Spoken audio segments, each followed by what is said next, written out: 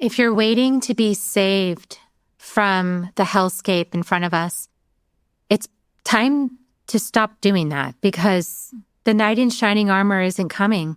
It's really up to us. We're the only ones that can decide what comes next from our sovereign choice.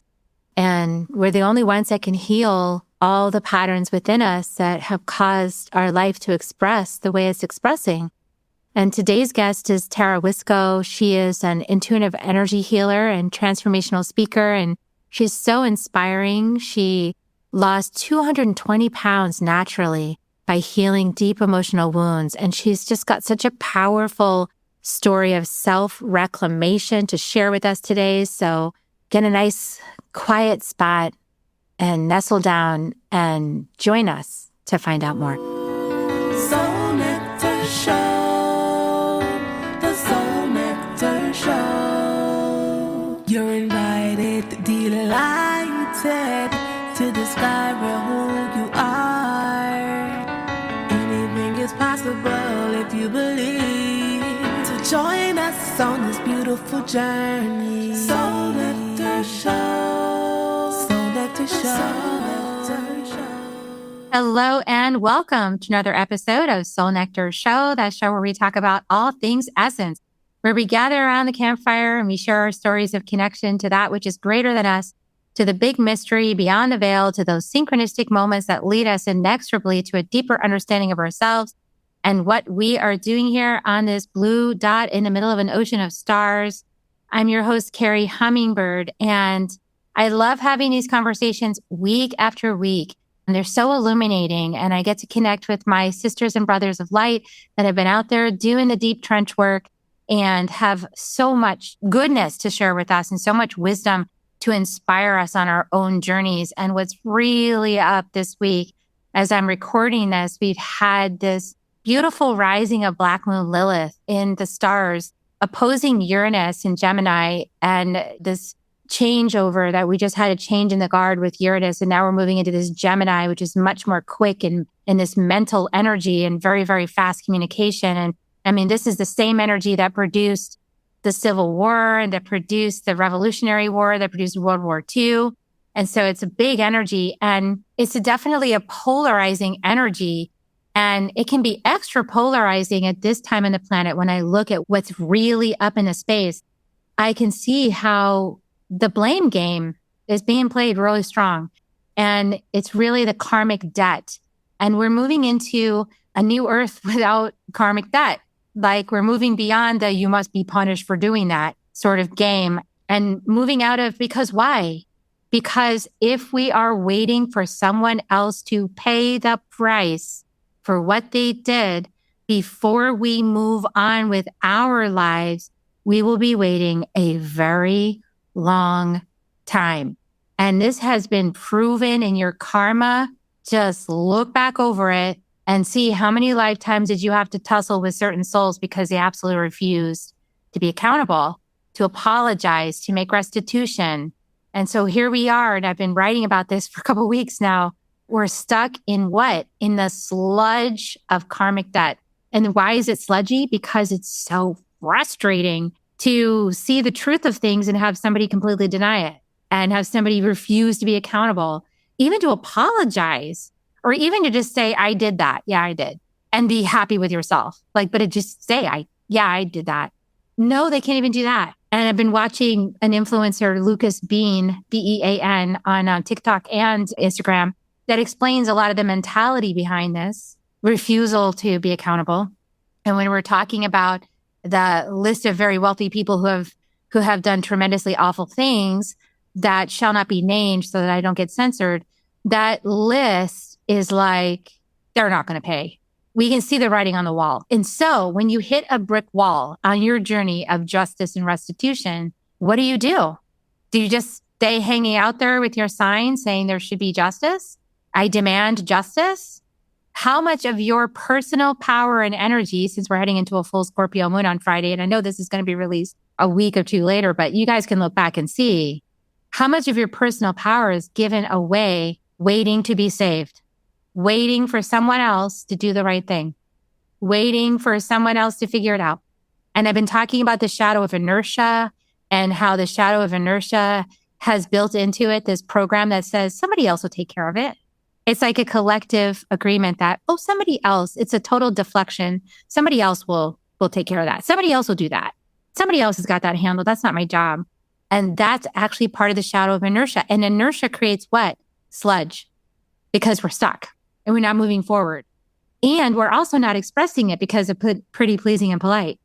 So we're not actually even safe to express our anger and our grief and our frustration and our rage.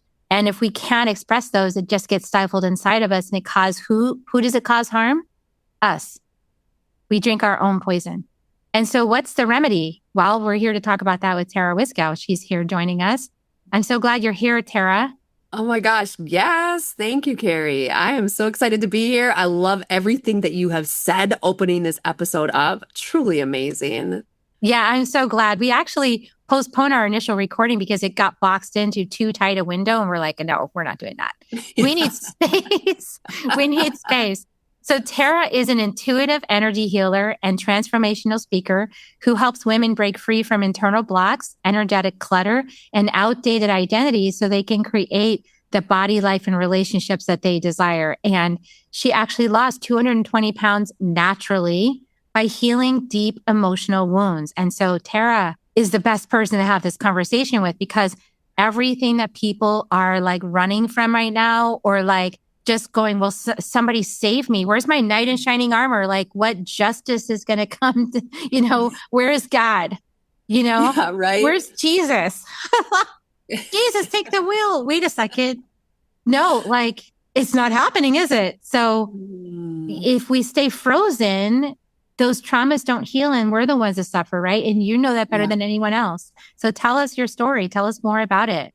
My story started much like everybody else's story starts in your childhood, which is one of the reasons why we become so disconnected from the fact that we have these struggles is because we don't remember much of our childhood. We don't think that anything in our childhood could continue to carry through and affect us into adulthood. So we're very oblivious to it, blind to it, and stuck in the cycle of wondering what's wrong with us and why can't we move forward. And when I started doing the healing work and I started to go deep into gaining a better understanding of why I was this woman that couldn't find her purpose, who I was disgusted with and absolutely wished that I wasn't her, I realized that it all started at 8 years old when I discovered on accident by my aunt, she's developmentally delayed. She had no idea what a secret meant. There is no concept to it. She shared with me that she saw my dad. And I said, well, I know he's in the house because it's Easter. It's my birthday party. Everybody's over. And she said, well, not your dad, Junior, silly. Your dad, Bruce. I didn't have a dad named Junior.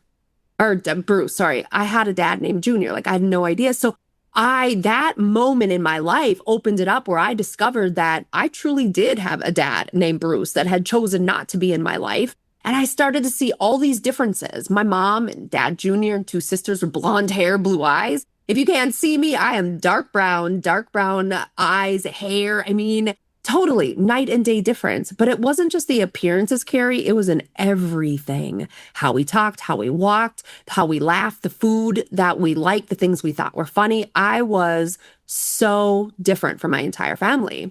And so when we talk about belonging, I didn't feel like I belonged. So I tried to shapeshift myself in order to be who I believed I had to be in order to be safe, to not be abandoned, to not be kicked out of my tribe. And that led into years as I continued to grow older and older. I was always trying to be whoever it was that I needed to be, the good girl, the perfect one, the one that was praised, made people happy, because that meant that they would like me and they would keep me. And eventually what happened is I was so emotionally dysregulated that I turned to food. Food was the only thing that did not disappoint me. It was the one thing that I always knew how it was going to smell, how it tasted. I always knew that I could find it where I needed to find it. And it became my best friend, my security blanket, whatever you want to call it. And that led to me becoming morbidly obese at 338 pounds. And to back up just a little bit of backstory, I was engaged at 17. I was married at 20. I became a mom at 21, and by 28, I had 3 boys, was divorced, and was 338 pounds. So that's truly, I would say, where my changes started, was that moment of being a single mom, reflecting at my life, being the one that was running everything in my life because I no longer had a husband. And I was seeing life through eyes of a woman that didn't have somebody that was giving her permission, telling her what she could and couldn't do. And for a bit of it, I did run the gamut of the home alone. And then I started to think, well, if I don't have a man in my life, I'm not lovable.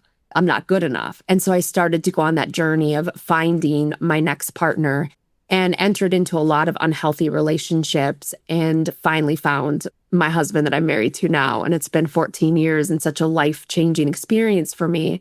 But back to that moment of being 338 pounds, I became suicidal. I was struggling with eating disorders. Bulimia was my strongest eating disorder that I struggled with. And when I wasn't losing the weight at the pace that I wanted, when I was not showing up as the woman, the mom that I wanted to be, that's when I became suicidal. And my final suicidal attempt, my middle son saved me by asking me one question: "Are you going to die, mama?" And I was put into a pause moment because he was asking me a question. And the way that he asked that question made me freeze to say, you have a choice. You have a choice in this, Tara. He's not telling you you're going to. He's not asking anybody else in this room. He is asking you this question. That means you're the one that has to answer this question. That means you're the one that has a choice in what the next steps are. And all of a sudden I heard this voice, which was my own voice. I now understand after stepping into my calling as a healer. There was God, the universe, the higher power, speaking to me and said, you've got to learn to love your boys as much as you love yourself.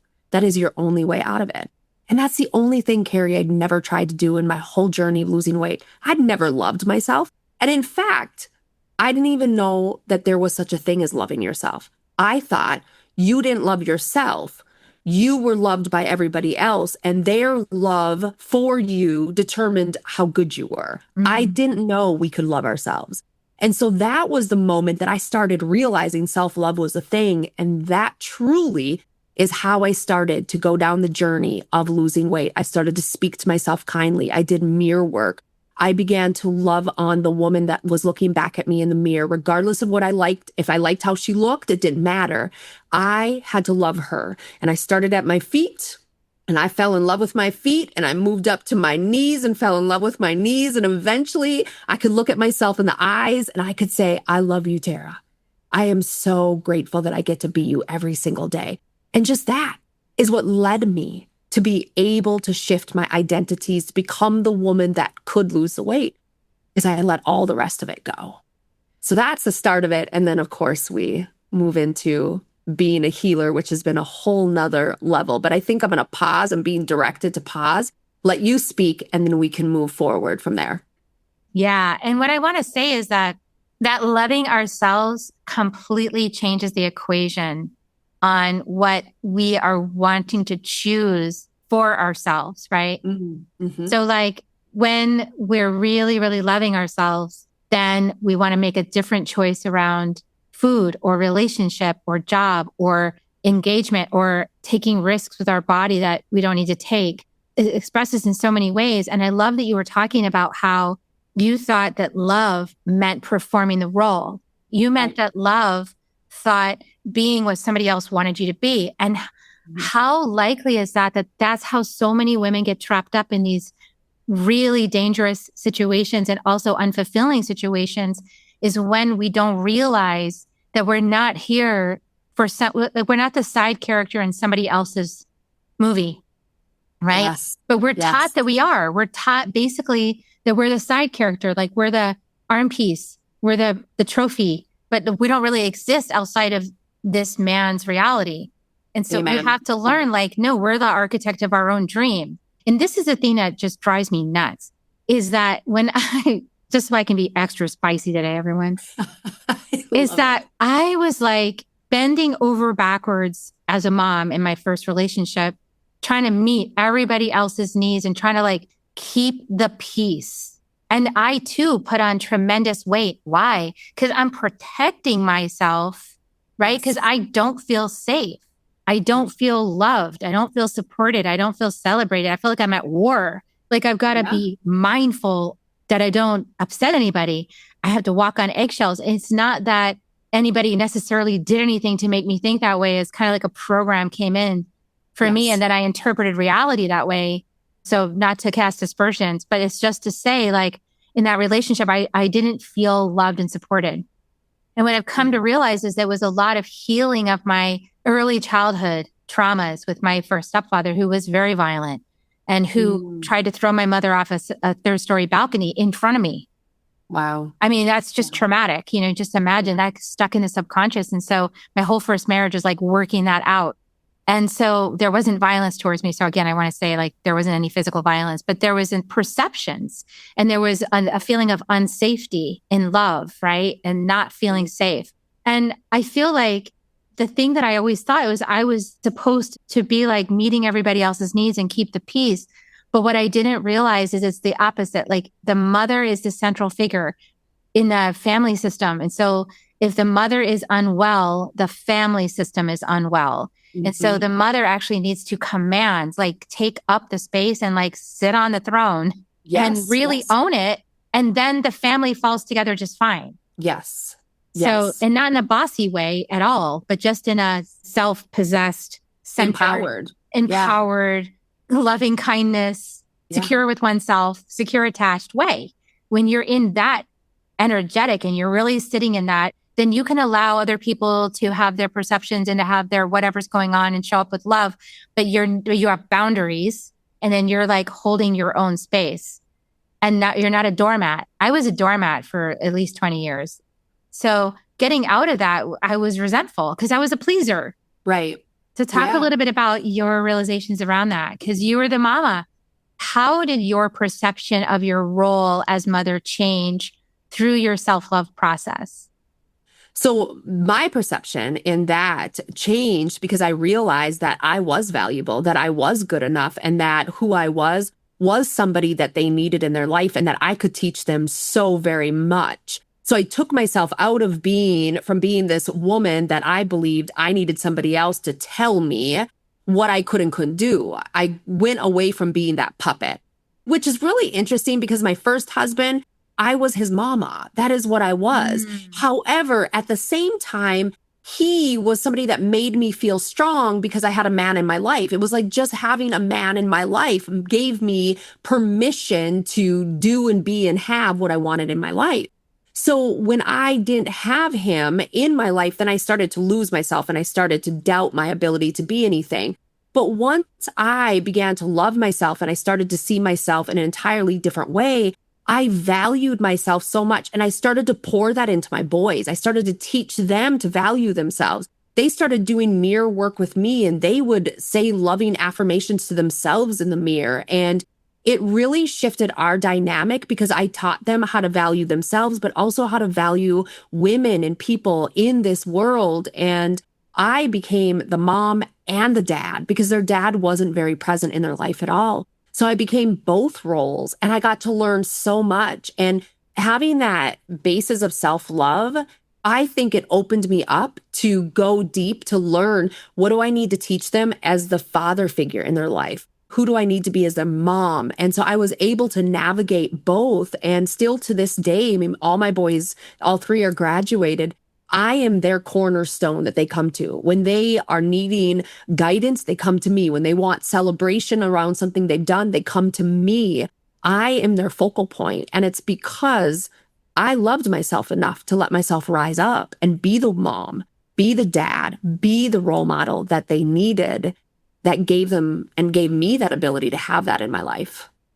Yeah, that's really beautiful. And that's what's possible when you actually center yourself in your self-care as the mother, as the feminine, as the divine female expression, and you get into your body, you rest down into the hips, and you show up and you radiate. You have so much more love to give when your cup is full than when you're depleted. Sort of, I love that you taught them how to do it for themselves rather than telling them the affirmations. Yeah, no, right? They did it right with me. Yeah. Yeah. You taught them to fish, like Jesus talks about, teach a man to fish. Don't fish Yeah. for him. Teach him how to fish. And you taught him the most core aspects of learning how to self-care for themselves in front of the mirror. Do you know how many people can't look in front of the mirror? Millions. My clients still struggle. Like, yeah, it's something I teach, and it's the hardest thing for them to do. And you know what's really is just so interesting is they finally get the ability to look at themselves in the mirror and they can do it. And then I ask them to actually talk to themselves like they are a human being that matters. We go all the way back to the first step. They could hold their gaze for about a minute. And as soon as I say, we're now going to say, Carrie, I love you so much and I'm so grateful to be you. Boom, they can't even look at themselves anymore. They're like done. They don't even exist, right? They look at themselves as nothing. Like, I can look at me, but now you want me to actually say good things to me? Can't do it. Done. I tap out. Uncle. It's just wild. Yeah. They get there. They get there.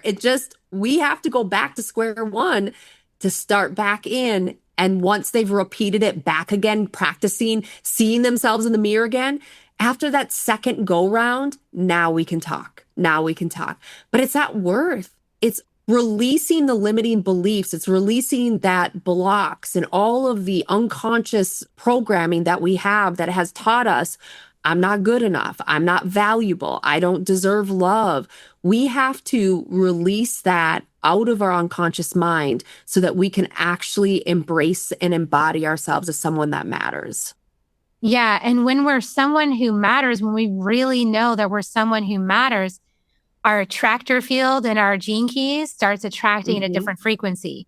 So people always get upset when we talk about the law of attraction and the experiences that we attract. What I want to say is that I believe that we attract certain experiences because it's necessary for our dharma to unfold. So in order to really fully embody our dharma, we've got to have a phase of moving through the shadow frequencies of our soul's curriculum. And I went through mine for like 40 years. So hello, like, Right. I mean, like half my life. Hi. It just took a long time to work through all those shadows. Now, if I'd had a map, maybe it would have been faster. If I'd had that Gene Keys map, I wouldn't have gone, oh, that's what, and I might have been able to move through it faster. But some of those are like rabbit holes. And then if you have a lack of support from the outer world, if you don't have parents that are watching over you or are abusive towards you, if your self-worth is compromised, if you're being told by the outer world that your only value is in your sexuality, or your prettiness or whatever, your politeness, all of that. It's like so much that's being heaped upon you. And then if you don't have money, you're going to put yourself in situations that would be dangerous to your physical well-being, right? Yep. And so in that way, like the choices that we make or the places that we put ourselves have to totally do with that shadow bandwidth of the Dharma. But it's not a problem. It's painful. We have to move through that part. And there was many, many situations where when I was really close to my breaking point before I was going to take my spiritual journey, I was like doing a lot of behaviors that were risky for my well-being. And I was putting myself in situations that could have gone really, really wrong. And so I'm just fortunate that it didn't. But all of those situations, and I talk about that in my first book, and people have told me when we read that book, we're like, don't go back in the haunted house. And then she goes back in, it's like, they're all screaming for me to stop, and I am too. And I can't make myself stop. Right. So I understand the addiction to the biofeedback that keeps happening, the biofeedback loop. Right. And so, but when we want to shift out of the lower vibrational biofeedback loop that's actually causing self-harm, it's not an instant jump, right? Like it's not an instantaneous thing. So talk a little bit about that process. Like, how did you break yourself free from these biofeedback loops that were reinforcing I'm not wanted, right? Probably from the trauma of realizing that this isn't even your natural father left. Like he didn't even say goodbye. He just disappeared. And then how your inner child must have felt, even though you had a dad that was present, but like how everything must have felt moving. Then your brain is now spotting how different you are, starts to create that story. And then you've got to unweave like decades of story in order to like really just love who you are, right? Yeah. It took me a long time, Carrie. I'm trying to think of when it actually started. And I would say probably about 8 years ago is when it truly started. And at that point, I'd already lost weight. So I became so obsessed with the weight loss journey and I fell in love with it. Fell in love with it. I started to find the muscle definition, fell in love with the muscle. Like all of it felt so good that I was on that path and following it. And I knew that my obesity was a thing of the past, but my internal world was still such an unhealthy place for me. And so even though my body looked good, the rest of my whole world was a mess because your external world is a reflection of your internal world. And it's so true. I mean, that is one of the truest statements out there.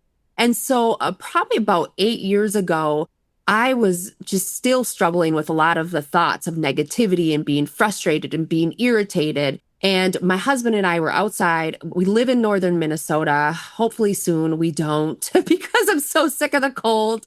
And we're hanging Christmas lights. Well, I don't know why we don't do this in July. We've not gotten smart enough, even still, to do it in July.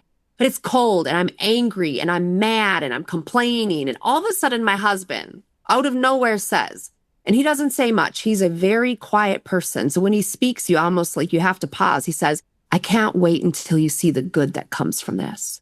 And I thought, what in the hell are you talking about? There's only good, what? The lights are going to turn on and it's going to be pretty. Okay, big deal. Like I was not connecting with it.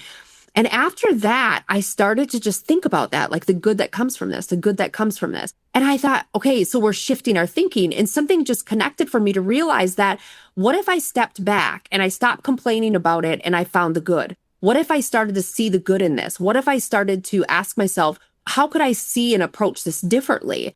And just that by even the Christmas lights, like the moments where I was find myself frustrated in the kitchen, I would say, okay, if you were to step back and you would not be frustrated in this moment and you could look at this differently and find the good in it, how could that help you? How could it shift it? So I started doing that in the moments where I was frustrated, anything with my boys, with travel, anything. And then it started to open me up when I was having these moments of feeling really negative about myself or thinking that I didn't belong. I would pause and I would say, okay, Tara, pause. Take yourself out of this and say, how can you see this differently? How could you look at this differently? And doing that is what started to bring me out of that loop of being caught with constantly going down that rabbit hole of living in the past and regurgitating all of these limiting beliefs and adding to them and adding to them. And so I started to look at things differently. I started to have a more positive outlook and really shifted again, the mindset piece of it. And then eventually I learned about neuro-linguistic programming. I truly believe everything divinely lands in your lap exactly when you need it, when you're ready. My husband saying that statement that made me angry needed to be said in order to shift me to how I was showing up, to think differently, in order for me to be ready for that moment when this woman named Kara shows up on my Facebook feed talking about neuro-linguistic programming and releasing limiting beliefs. And I had this pull, like I knew in the moment, as soon as I listened to her, you have got to incorporate this into your program. You've got to. And so ever since that moment, I've been using mental emotional release work, working with the conscious, unconscious mind, shifting our programming and releasing these beliefs and negative emotions that have been holding us captive, being someone that is outdated, somebody that we don't desire to be. That has also been a huge piece of me being able to disconnect from being who I thought I had to be. I believed for so many years God created women that were beautiful and smart and talented and lucky. Like just everything worked out for them. And then there was me. And I didn't get to be in the corral with those women. I was the donkey off in her own corral, and she didn't get that life. She didn't get that beautiful body or that smart brain or that ability to just have anything she wanted. She didn't get it. I thought that for the longest time, and I didn't understand why God didn't like me or love me. And this has shifted me to realize I was the one that kept walking by the gate that was open, and I just didn't push it because I said to myself, you don't belong there. You don't get to be there. You're not cool like them. The gate was open the whole time. God had it open. God unlatched it. I said, you don't get to be there. And that changed as soon as I started releasing those beliefs. I love that, Tara. That's so beautiful. And, that self-permission you were talking about to let yourself move forward, to let yourself be loved, to let yourself receive healing, to let yourself reconcile the things that life brought you. Right. And some of the stuff that life brings us, let's just be honest, is awful. It is really terribly painful. But inside of that is medicine. And I'm not trying to be a silver lining person because I don't want to bypass the pain and the really real raw pain that people go through. But at some point, you're the one that has to walk through the gate. Like your husband was right there going, I chose you. I love you. What's the matter? Like you don't understand. But yeah, it's us. We are the ones that have to, nobody can rescue us from ourselves and from what we choose to make of our life experience. Nobody can save us from ourselves. Yeah. And there's so much power in us getting to save ourselves. And we as women don't think that we have that ability. And it comes from hundreds and hundreds of years of conditioning that has been passed down upon us that has said, you aren't valuable. You're a woman. Your voice doesn't matter. You don't get to be the one that makes the decisions. We decide, we tell you, we direct, and then you do. And so we have been conditioned to believe that even though many of us, myself, you, many listening to this, we didn't grow up in that era of being, it's still been passed down through generations and generations because that's what has been implanted into society from hundreds of thousands of years ago. So we women naturally, we stand on the sidelines. And, before you hit record, we're talking about this. I see this, big, big auditoriums of women just sitting there and waiting to be chosen. Like, am I the next one that gets to be free? Am I the next one that gets to have permission to be happy, to be who I want to be? And we're just waiting for our ticket to be called. And I'm seeing that in this divine feminine, women are just stepping up and saying, you know what, I'm done with this. I'm not waiting. I'm retiring my number and I'm going out and I'm living my own life because I am giving myself permission to be who I want to be. I'm giving myself permission to find my way home to myself. And women are beginning to decide this for themselves. And there's so much power when we realize we don't need permission from anybody else to be happy, to be confident, to feel sexy, to be our authentic self. We get to decide that when we so choose to decide that. And it's scary. It's so scary. And there's a lot of baggage that we have to work through to get to the other side of it. However, again, I cannot say it and express it enough. The power, and I don't mean power trip, but it's that power you feel within you, that you are unstoppable in anything that you decide, anything that you want to do. Nothing's impossible to you anymore once you decide to give yourself permission to just stand up and say, hi, my name is Tara, and I'm choosing to be happy, and I'm choosing to give myself permission to do and be and have what I want in my life. Yeah. And as you were saying all that, I love that image of the stadium and everyone's like got their number and they're waiting for someone else to call it. Yes. And they finally just realized, screw this. I'm out of here. I was going to leave this whole matrix. Like, I'm just going to go be who I came here to be. And I love that idea of giving yourself the permission to heal. And even like, I want to give another like visual. If you are, let's say, as I have been, in a little tug of war with someone over who's right and who's wrong and who did damage and they didn't pay and they weren't accountable. And, you're like trying to tug them over into the mud as I have, Same. And they won't budge. At some point, you just have to go, namaste. Because I am ruining my life, focusing all of my attention on this wound and thinking that this wound is going to get healed by this person paying for it. I'm still going to have my wounds. And not to say there shouldn't be, external justice. I absolutely believe in it. But if your whole life is getting consumed by trying to get it, that's where I question, is that the place I want? And I've decided for my own tug of war, I'm done. I mean, this is a brick wall I'm talking to. It's not going to happen.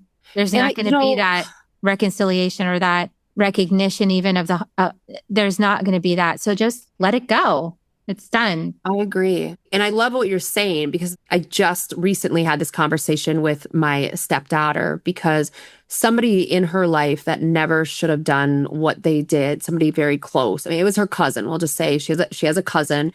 that actually had actions with with my stepdaughter's stepdad, and ruined the relationship between her mom and her stepdad. And so my stepdaughter and stepson's family fully, like over on that end of family, just imploded because they separated. And so now my stepdaughter and stepson have had to move, and things have just radically blown up for them. And my stepdaughter said, I just want her to apologize for what she did. I want my cousin to walk up to me and say, I'm so sorry I did that and you're having to go through this. And I said, honey, she can apologize to you for what she did, but it's not going to take the pain away. It's not going to fix the situation. Things aren't going to go back to the way that they were. No matter how much she says, I'm sorry, nothing's going to change it. And I know that you want the sorry, and I get why you want it. And the best thing that you can actually do is just not even ask for it. Walk away and say, I can't have people like you in my life because I value myself and you obviously don't value me. Therefore, I can't have you in my life. That is going to give you so much more in your life of choosing yourself than it is waiting for an apology that's not going to fix it. Just walk away, let it go. Yeah. And that is what she's been doing. And she, I can see in her, she's struggling with anxiety. She was struggling with a lot of just emotional struggles. And ever since she just said, you know what, I don't need the apology anymore, I'm seeing that she's moving past it. She was stuck in it. She was stuck in it. Yeah, we can get stuck in it. We can spend our whole lives. I mean, I've spent a couple decades in that conversation. Right? So it's like, how much time do you really want to hook your anchor in the past and carry it forward? Because you can't actually move forward into a new potential while you're still holding on to this. And the other thing is that it's got like unmetabolized grief inside there. Like the accounting system, basically, it deflects the grief. Like what's real is the grief. What's real is the betrayal. What's real is the sorrow. And if we can feel that and really, as we're able to feel it, because I know it's intense, if we can feel that with support and really get all the way to the bottom of that, it transmutes. And there's so much strength that I found in integrity. I like the word integrity because it's in my Gene Keys chart. And on the other side of judgment, like at the higher level is integrity. And integrity doesn't say that it doesn't matter what I judged. I judged this thing. My internal meter went, that's wrong. But if I stay in the judgment, I don't get to the integrity. And the integrity piece is, how is this made to make me stronger? Even if it was not designed, even if the universe didn't actually design it to make me stronger, which I believe it did. But even if it didn't, I can decide to make myself stronger through it. Yeah. I'm not waiting to be saved in that. I'm not waiting for someone else to fix it for me to move forward in my life. I am choosing to resolve it within myself. And I'm doing my inner reconciliation. And then when I do that, I feel strong. I feel clean. I feel free and wiser about things. Like, well, don't do that thing again. Like there's lessons in so much of it. And so I feel like it's a choice. It's a choice to learn from life and our experiences. And it's a choice to make beauty from the things that happen instead of more pain and suffering. I agree. And I think the more that you stay caught in it and looping through it intentionally, right? Because sometimes we do intentionally choose it. Like I'll choose to be mad for something at someone for whatever reason, like you're talking about the tug and war for however long. The more that we stay stuck in that with that kind of vibration that we're putting out, the more that we attract the same kind of stuff coming in. It's natural. We just bring it in. It's like we're out looking for it. We're looking for a fight and we keep bringing it. And when we go in and we feel the emotions, like you're saying, the grief, and we just let ourselves be in the presence of those very strong emotions, that's when we can start going in and bringing awareness of why this is triggering me so hard, why this is bothering me. When we let ourselves go into it and ask like, wow, what is this emotion that I'm feeling? Oh, I feel betrayed. Where do I feel it in my body? Feel it in my belly. Like, wow, okay. So what is this betrayal wanting me to know? When we just start going in and asking these questions, it brings us to understand things that have happened in the past. And that's why I'm being triggered. And not only can we heal through that moment that we're experiencing now in our life, we can bring closure to the things that happened in the past. And that I have found it makes such a big impact on our overall wellness because those old traumas, they become stagnant energy in our body. They take up space. They block our energy flow. And just like we have a cardiovascular system, and if we have blood flow, negative things can occur for us. Same with our energy. We can start to struggle with health issues, depression, anxiety. A lot of things start to happen, heaviness, feeling disconnected or lost. So the more that we can go in and start becoming aware of past triggers that are surfacing, sooner that we can start getting to a space of wellness and happiness and feeling whole. The word whole keeps coming to me, like we get to a state of wholeness. Yeah. And I think what a lot of people have misinterpreted about the law of attraction when we talk about stuff like that is that we're supposed to just, if you want good things to happen with you, you have to keep staying at a high vibe. And that is not what we're saying, because what you're talking about is that there's arrested moments inside where there's traumas that are frozen in place inside of you that are beaconing out, and they're calling to them more experiences of the unresolved things. And the reason it's doing that is so you'll resolve it. It's not a punishment. It's bringing more of the same to you so that you'll see the pattern and you'll heal the wound by going inside and healing it, bringing love and compassion to yourself and dissolving that imprint on your energetic field. And so the more of these imprints that you heal on the energetic field from past traumas, past lives, ancestral, wherever it's coming from, decisions you made, stories you told before you knew how to use your word powerfully, or that you were already using it really powerfully and it was causing imprints, whoops. Then, the realizing that without a lot of self-judgment, just like, oh yeah, I used to say that to myself all the time. Let me clear that now. I don't believe that anymore. And then you're just clearing those imprints off. Then you're naturally going to start attracting at the gift frequency and even higher as you keep doing that.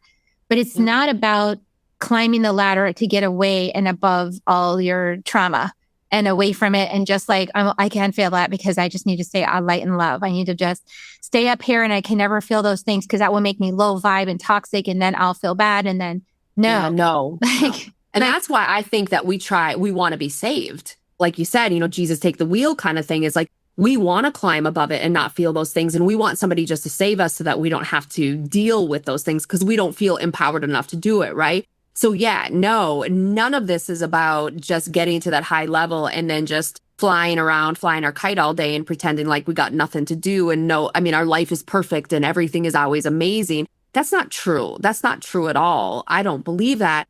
And I love that you talk about like our body is propelling out these struggles because it's so true, Carrie. We aren't aware of what's going on most times, or if ever, until it's become physical, where we feel it in our physical, whether it's legit pain, you have knee ache or back ache, or you feel heavy and sad and frustrated and low kind of feeling. That's all physical feeling.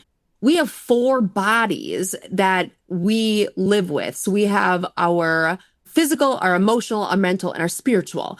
And so we have stuff happening at our spiritual level and our mental and our emotional.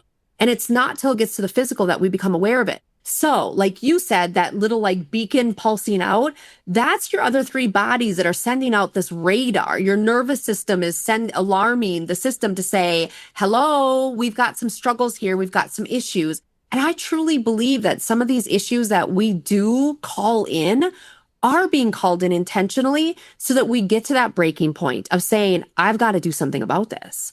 I can't keep living like this. Something's got to change. So I do think some of the hardships and many of the hardships and trials and tribulations we experience are intentionally placed on our path so that we become aware of what needs to be healed so that our physical health is preserved. Yeah, absolutely. And the thing is, if you don't deal with it, you end up with physical manifestation of disease. Yes. I mean, that's what happens. And then I had a cyst on my right ovary the size of a Texas grapefruit. Wow. They had to drain it before they could take it out. And I called that my marriage cyst because that's where because I was a pleaser. I wouldn't let myself be angry. I was like, no, that goes down here. That goes down. There you go. And then I got the right of the womb from the Four Winds Munai Ki. And it says the womb is not a place to store fear or pain. The womb is to create and give birth to life. And I realized that we've all been trained to make the womb a place to store fear and pain. And so, yeah, we got to stop that as women and start remembering that the womb is there to create life. It's to create beauty and amazing experiences.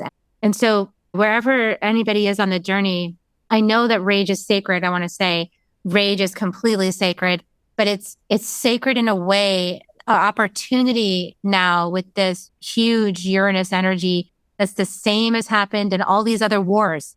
It always resulted in a war. So we could make a war with men, right? We could make a war with our bodies. We could make a war along racial lines. We could make so many different wars right now. But how about instead we decide to heal? We decide to go inside and feel the rage fully and let it alchemize, knowing that that rage could be coming from our ancestry. It could be coming from past lives. It could be coming from something that happened in our childhood. It could be coming from the collective, so many things, right? And so when we alchemize it, when we bring it inside and we actually feel it to heal it, we heal our bodies of storing that stuff. We get less sick physically, we get more well, and then we can actually have more capacity to stay present with other people's big emotional outbursts or their toxic energy. And we can just go, that's anger. It's not toxic energy. That person is outraged. There's no problem with that person feeling outraged. It's actually fine that they feel that. Their body is telling them something is not right and you need to make a change, like you just said. Like their bodies are telling us that the situation we're living through, it's not for us to rebalance our nervous systems and go on as if nothing happened. No. I mean, that's what they did in Nazi Germany, okay? So please, you guys, we're not here to normalize the behavior that's going on. No. We're also, I don't think, here to like bring swords out and start slaying everybody. So we're really here to transform this conflict with diplomacy inside first and then outside by increasing our capacity to stay present with different perspectives and all of the triggers that arise from different perspectives, right? And then to heal our wounds, because otherwise, we're going to keep perceiving life the same way. Like if all of our 10 generations past of women have had bad experiences with men, guess what? And if you haven't done the healing work, now we have problems with men. Yeah. And it just keeps going and going and going. I've had women that have come into my healing studio that are in their 60s, and they've thought that the ancestral lineage will never be changed. They're like, I know that I'm in my 60s and I'm doing this healing session and I've lost all the time. Like nothing can be shifted for my family anymore. And I let them know that's not true. Not true. Like you healing your wounds that need to be healed will affect your children in their 30s, their 40s, and your grandchildren. It naturally shifts it for them. There's no truth that time is lost in your healing. It doesn't matter what age you are. If you start healing now, you shift the future generations. If you believe in past lives, your future lives that you travel will be shifted because you are healing wounds that keep coming with you into each life that you go into until it's healed. And sometimes when we come into a life, that's our intention, is to heal what needs to be healed so we don't keep living through it. Exactly. And you're talking about being the ones that came in to make the change. If you're in a feminine body and you had kids in this lifetime, guess what? You're in the power spot to change the whole conversation by doing inner healing on yourself. Because that is going to ripple forward in all of your descendants' lines, as well as backward to your ancestors. And it's like amazing because we have the bodies, the capacity, the creator energy in our wombs to do that kind of healing.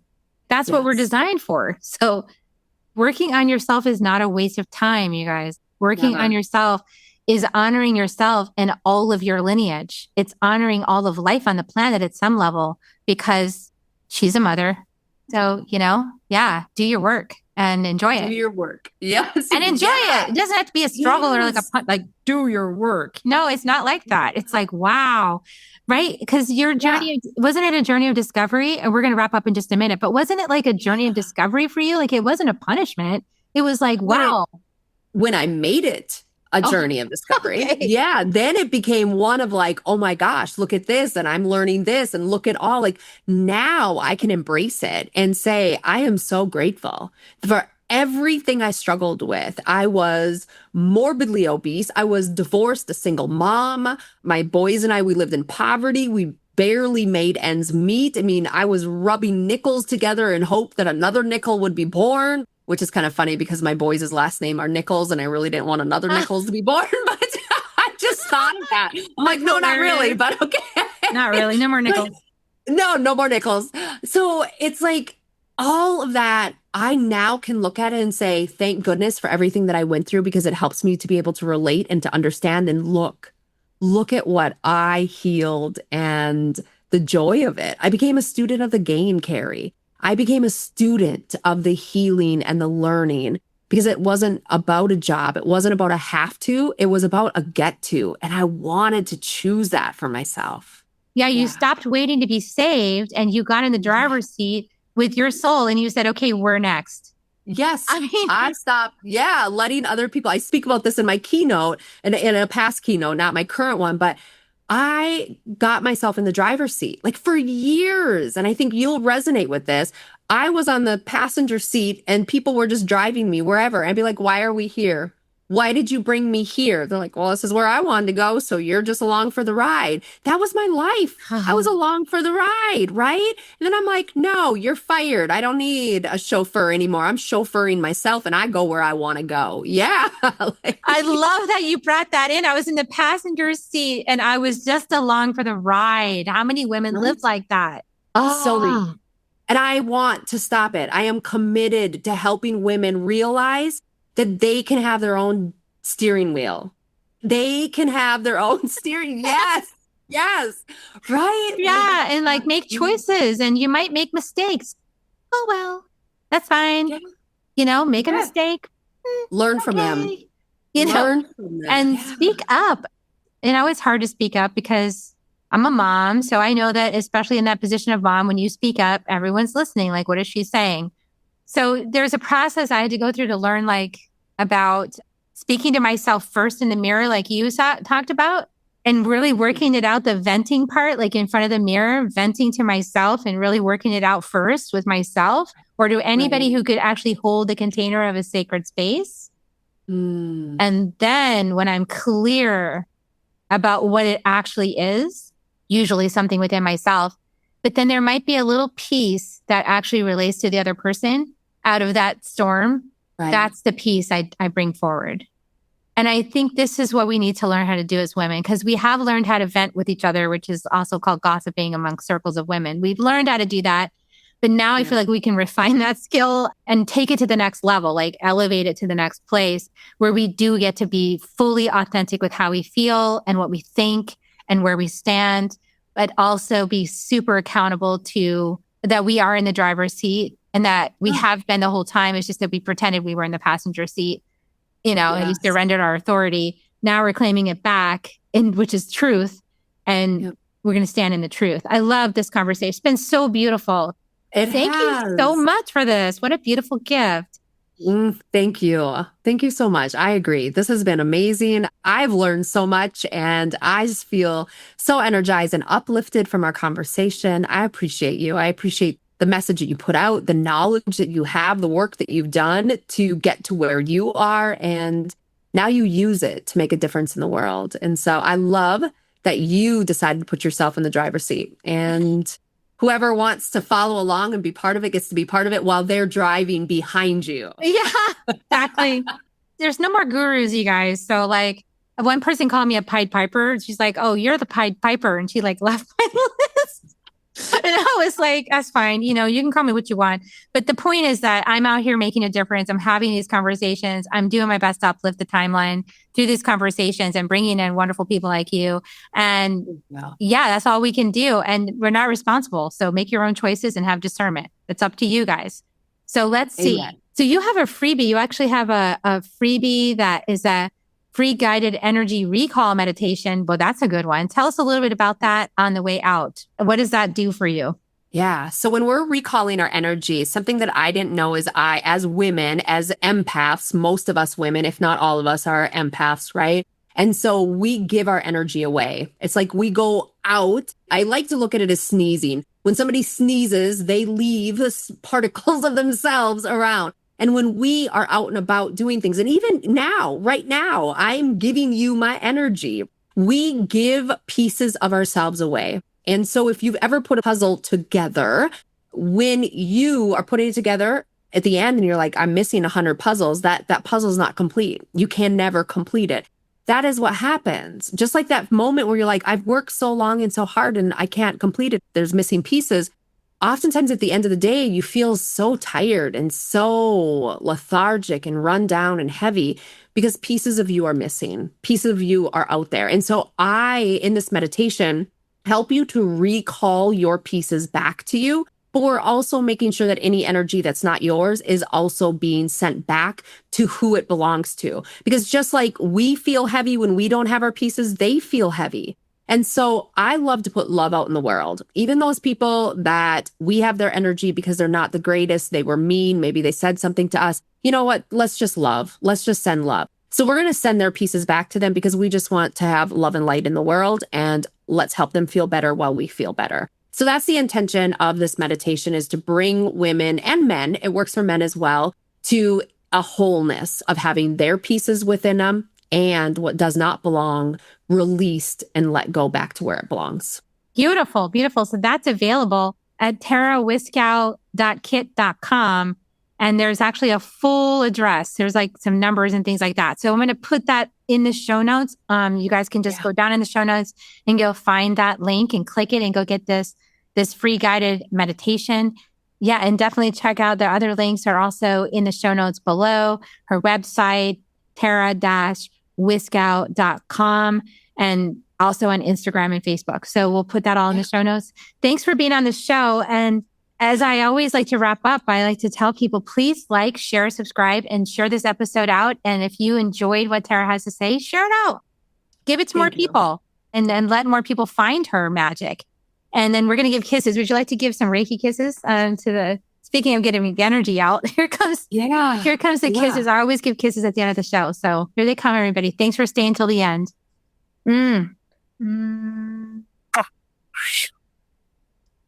We love you so, so much.